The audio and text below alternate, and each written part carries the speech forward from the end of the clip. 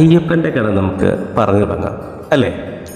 അയ്യപ്പൻ്റെ കഥ അറിയണമെങ്കിൽ ആദ്യം നാം പാലാഴി മരണത്തെക്കുറിച്ച് അറിയണം.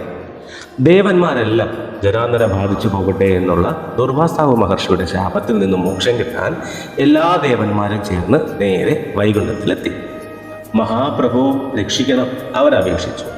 പാലാഴി കടന്നു കിട്ടുന്ന അമൃത് ഭക്ഷിച്ചാൽ ശാപമുക്തി നേടാമെന്ന് മഹാവിഷ്ണു ദേവന്മാരെ അറിയിച്ചു. ദേവന്മാർ മാത്രം വിചാരിച്ചാൽ പാലാഴി കടയാൻ പറ്റില്ല. അതിനായി അസുരന്മാരെ കൂടെ കൂട്ടാൻ ഉപദേശിച്ചു. ദേവന്മാർ നേരെ അസുരന്മാരെ സമീപിച്ചു.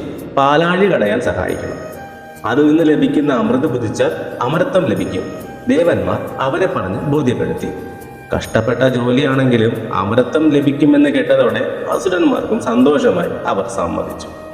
മഹാമേരു പർവ്വതത്തെ മത്താക്കിയും വാസുകി എന്ന സർപ്പത്തെ കയറാക്കിയും ദേവന്മാരും അസുരന്മാരും ചേർന്ന് ക്ഷീരസാഗരം കടന്നു. അവസാനം അമൃത് തെളിഞ്ഞു വന്നു. ഇത് പാത്രത്തിലാക്കി ദേവന്മാർ മാറ്റിവെച്ചു. എന്നാൽ അവരെ പറ്റിച്ച് അസുരന്മാർ അമൃതപാത്രം തട്ടിയെടുത്തു. ദേവന്മാർ സങ്കടപ്പെട്ടു. ഇത് കണ്ട മഹാവിഷ്ണു മോഹിനി രൂപം കൊണ്ട് അവിടെ എത്തി അമൃതപാത്രം തട്ടിയെടുത്ത് ദേവന്മാർക്ക് തിരിച്ചു നൽകി.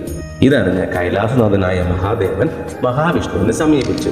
അസുരന്മാരെ ഭ്രമിപ്പിച്ച മോഹിനി രൂപം ഒരിക്കൽ കൂടി കാണണമെന്ന ആഗ്രഹം പ്രകടിപ്പിച്ചു. ആ വിശ്വമോഹിനിയുടെ രൂപം കണ്ട കൈലാസനാഥൻ അതിൽ അനുരക്തയായി മോഹിനിയെ പുണർന്നു. അങ്ങനെ ശൈവ വൈഷ്ണവ തേജസ്സുകൾ ഒത്തുചേർന്നു. അതിൻ ഫലമായി മീനമാസത്തിലെ പൗർണമിയിൽ തിഥിയിൽ ഉത്ര നക്ഷത്രത്തിൽ ഹരിഹരാത്മജൻ പിറന്നു. ആ കുട്ടിയെ തൻ്റെ ഭക്തനായ പന്തള രാജാവിന് നൽകാൻ പരമശിവൻ തീരുമാനിച്ചു. ഭൂമിയിലേക്ക് അയക്കും മുൻപ് കഴുത്തിൽ മണിമാല അണിയിച്ചു. മഹിഷി നിഗ്രഹമാണ് അവതാര ലക്ഷ്യമെന്നും അതിനായി 12 വർഷം ഭൂമിയിൽ വസിക്കണമെന്നും പറഞ്ഞ് മണികണ്ഠനെ അനുഗ്രഹിച്ചു.